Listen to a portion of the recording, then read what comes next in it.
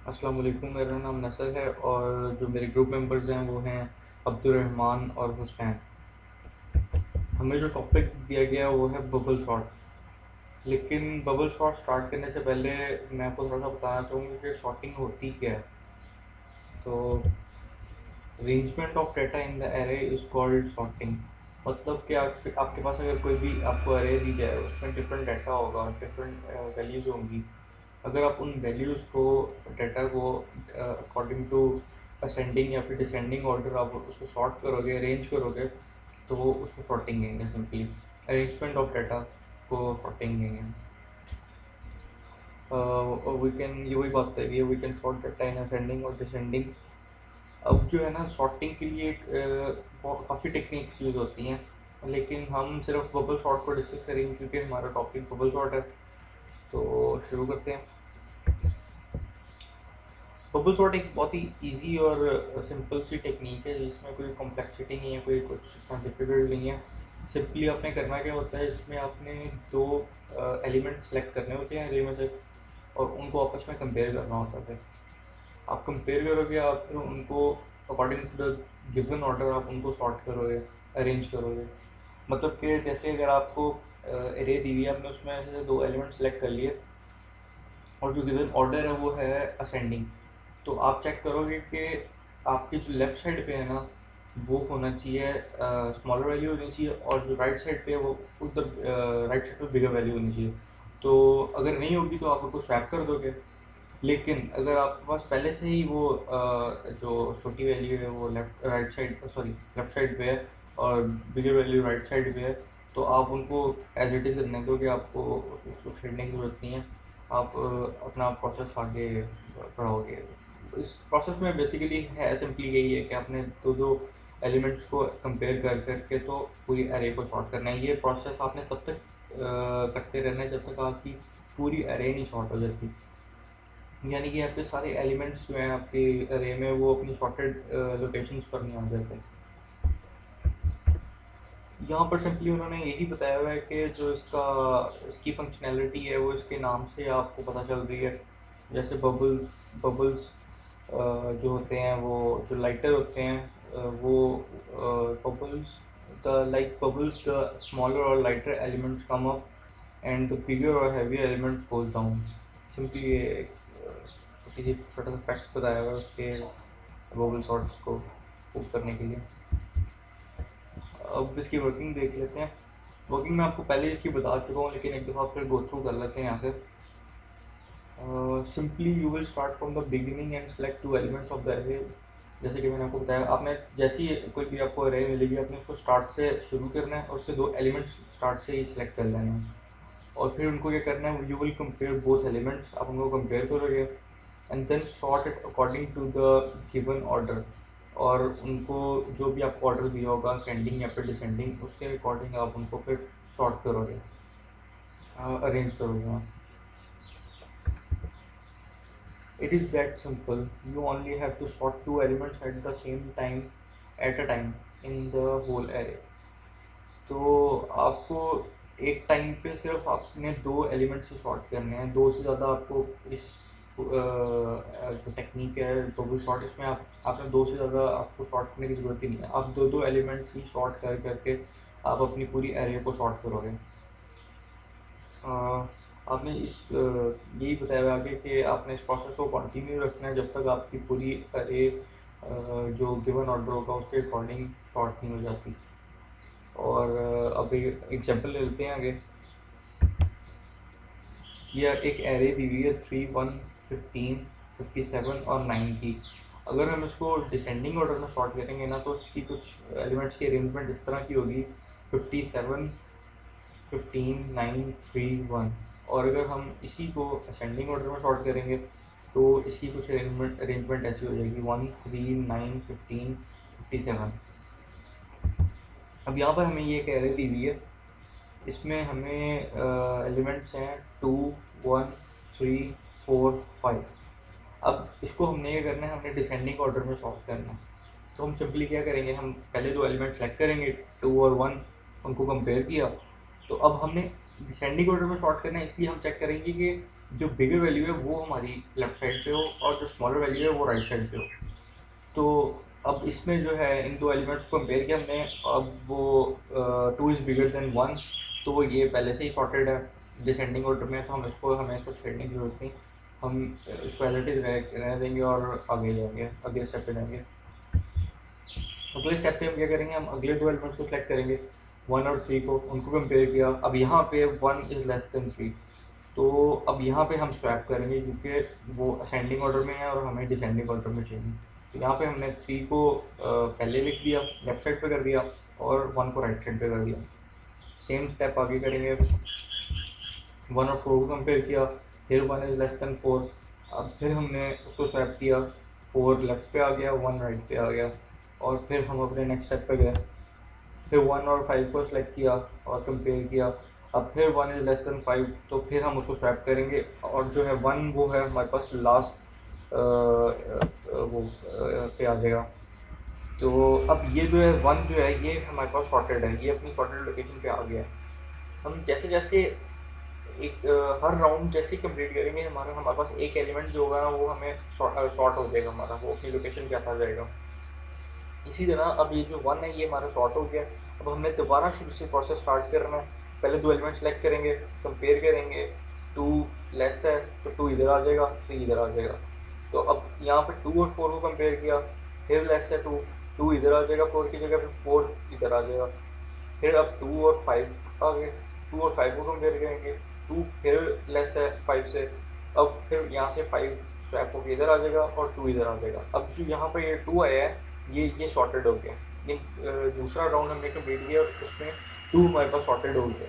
तो इसी तरह जब हम तब तक इस प्रोसेस को कंटिन्यू रखेंगे जब तक हमारे पास यहाँ पर 3 नहीं आ जाता, यहाँ 1 आ गया, यहाँ 2 नहीं आ जाता, यहाँ पर 3 नहीं आ जाता, यहाँ पर 4 नहीं आ जाता और यहाँ पर 5 नहीं आ जाता। तो इस प्रोसेस को हम तब तक कंटिन्यू रखेंगे जब तक ये सारे एलिमेंट्स अपनी अपनी सॉर्टेड लोकेशंस पे नहीं आ जाते।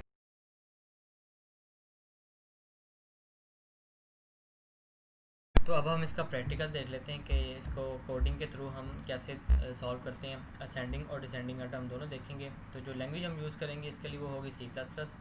तो स्टार्ट करते हैं। सबसे पहले हम लेते हैं #include iostream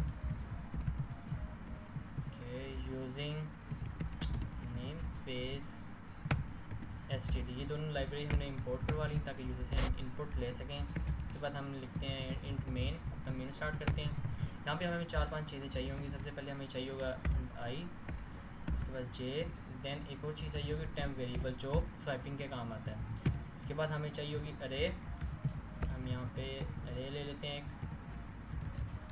अरे का साइज़ आप जितना मर्जी ले सकते हैं, आप ये आप पर डिपेंड करता है। मैं फ़िलहाल 100 ले लेता हूँ।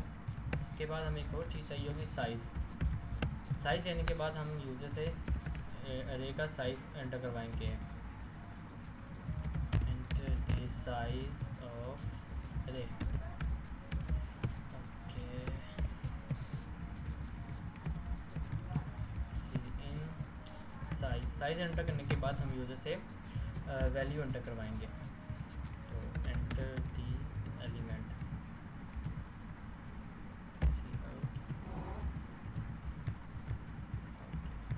अब जो वैल्यू हम एंटर करवाएंगे वो हम करवाएंगे फॉर लूप के अंदर, क्योंकि वैल्यू मल्टीपल वैल्यू होंगी इसलिए हम फॉर लूप करेंगे। तो यहाँ पे हम पहले आई से स्टार्ट करेंगे, तो आई हमने ऊपर इनिशियलाइज करवा दिया।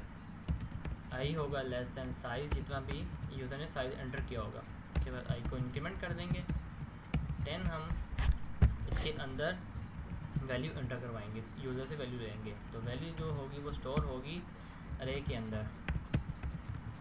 वैल्यू स्टोर करने के बाद अब हम यहाँ पे अपना असल काम स्टार्ट करेंगे। फॉर लूप लगाएंगे जो कंडीशन चेक करेगा कि कौन सी वैल्यू छोटी है कौन सी बड़ी है। अगर हम सेंडिंग ऑर्डर में फ़िलहाल कर रहे हैं तो सेंडिंग ऑर्डर में चेक करेगा कि लूप पहले हम लगाएंगे कि वो स्टार्ट कहाँ से होगा लूप, और फिर उसके बाद इनर लूप लगाएंगे। इनर लूप के अंदर हम कंडीशन लगाएंगे, वो कंपेयर करेगा दोनों वैल्यूज़ को। अगर वैल्यू छोटी होगी तो वो स्वाइप कर देगा। तो हम इसके लिए फॉर लूप लगाते हैं। फॉर लूप को स्टार्ट करते हैं i1 से, देन आई लेस देन क्या ऊपर हमने लिखा है size i plus plus. Then इसके अंदर हम लगाएंगे in the for loop for j is equal to 0 से स्टार्ट करेंगे, जे लेस देन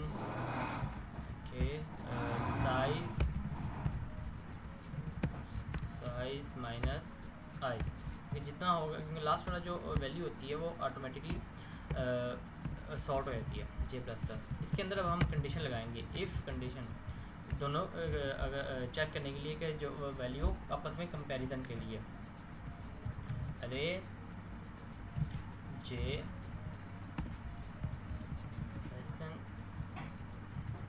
अरे जे प्लस वन, ये दोनों चेक करेगा वन बाय वन। उसके बाद जब ये कंडीशन ट्रू हो जाएगी, उसके बाद हम करेंगे अरे जे को इक्वल टू टेम्प के अंदर फर्स्ट वैल्यू टेम्प के अंदर स्टोर करवा देंगे। ओके, उसके बाद जो फर्स्ट वैल्यू को कंपेयर करेंगे, जे को हम कंपेयर करेंगे नेक्स्ट वैल्यू के साथ, जे प्लस वन। उसके आफ्टर कंपेरिजन हम अगर जो भी अगर कंडीशन ट्रू हुई तो हम उसी वैल्यू को दोबारा टेम्प के अंदर स्टोर करवा देंगे। बस इतना सा कोड है इसका। उसके बाद हम क्या करेंगे, जब हमारी अरे सॉर्ट हो जाएगी तो अब हम अरे को प्रिंट करवा देंगे, अरे आफ्टर सॉर्टिंग।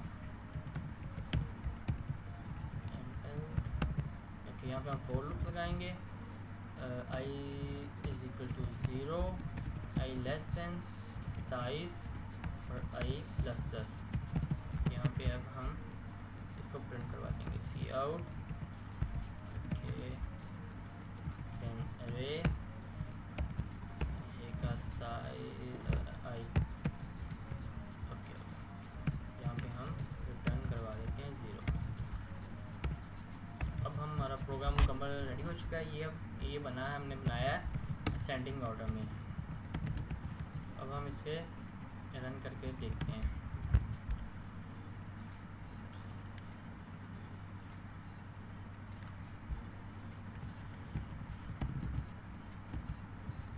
अगर कोई एरर नहीं होगा तो ये चल जाएगा। ओके, कोई एरर नहीं आया।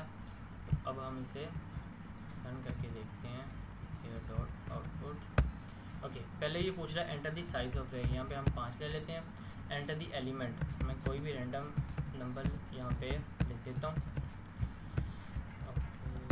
ओके, ये इसने हमें सॉर्ट करके दे दी असेंडिंग ऑर्डर में। आप देख सकते हैं पहले 57 आ गया, उसके बाद 58 आ गया, उसके बाद 68 और उसके बाद 89। जैसे जैसे सॉर्ट करता गया उसमें हमें वैल्यू दे दी है। अगर हम इसको डिसेंडिंग ऑर्डर में करें तो हमें सिर्फ कंडीशन चेंज करने की होगी। यहाँ पे हम इसे इफ़ की कंडीशन साइन चेंज करना होगा सिर्फ। उसके बाद हम इसे रन दोबारा करके देखते हैं, कोई एरर नहीं। ओके, साइज ले लिया हमें 5। ओके, ये देखें इसने हमें असेंडिंग ऑर्डर में जवाब दे दिया। तो ये इसका प्रैक्टिकल था। तो अगर आपको ये कोड चाहिए होगा तो ये कोड आपको मिल जाएगा गिटहब पर। आप github/code_poison लिखेंगे तो इस तरह का जितना भी है algorithm, bubble sort, linear search, ये सारा कोड मैंने ये बना के रखा हुआ है यहाँ पे। तो आप यहाँ से उठा सकते हैं कोड। अगर आप गूगल पे लिखेंगे github/code_poison तो यहाँ से आपको कोड मिल जाएगा।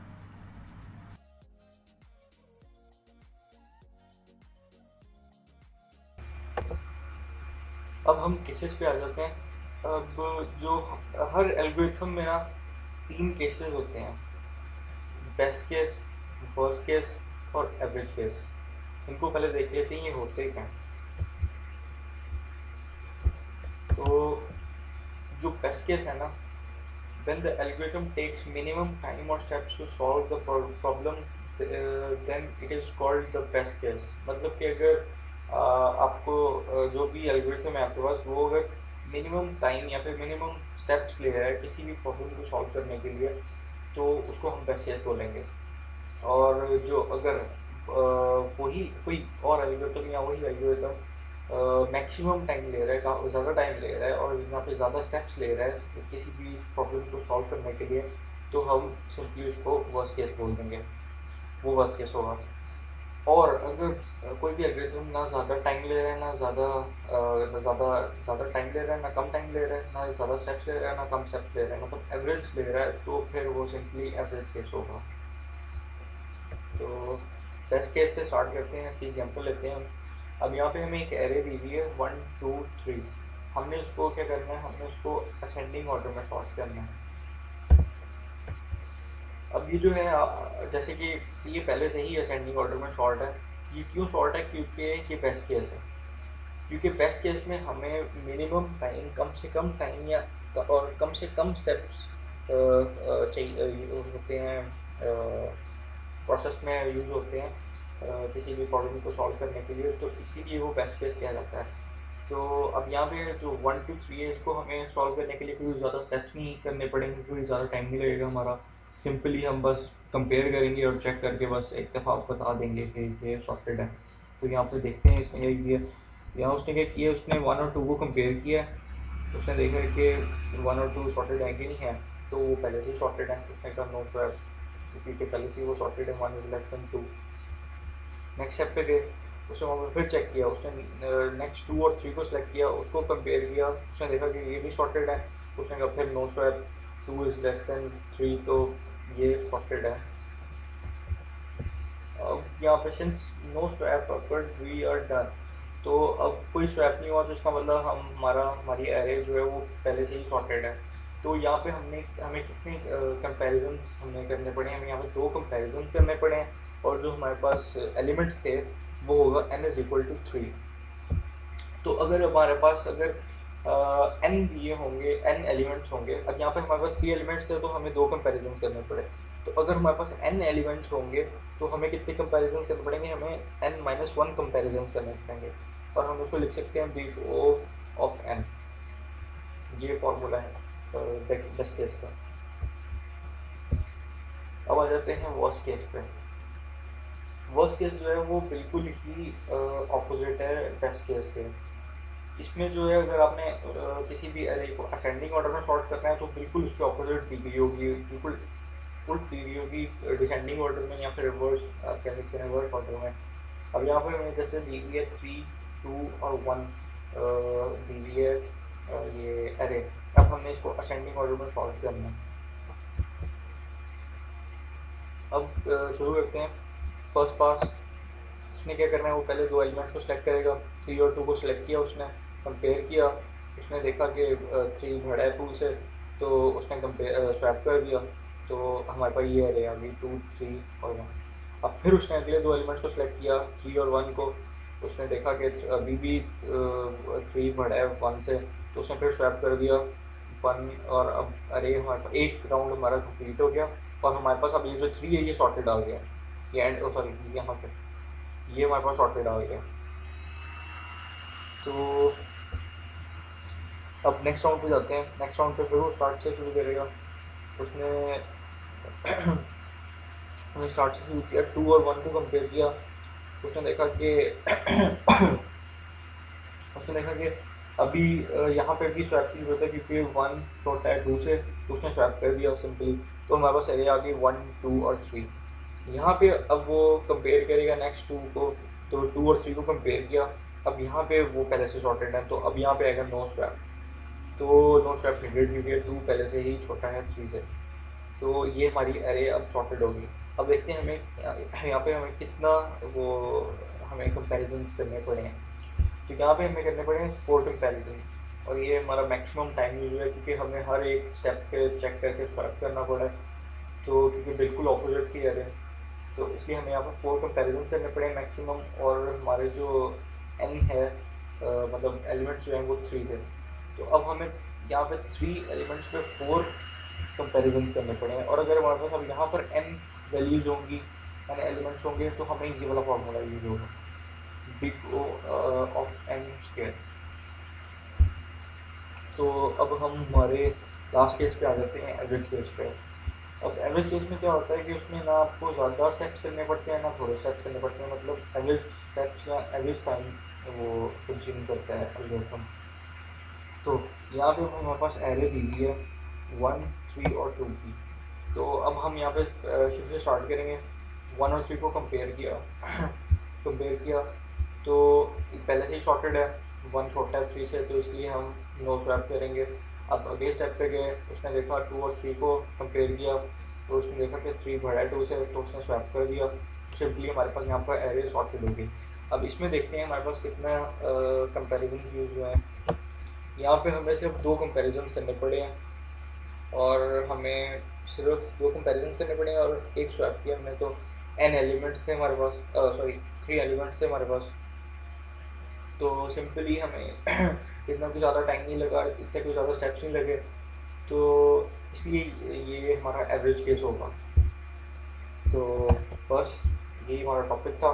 तो थैंक यू और अल्लाह हाफ़िज़।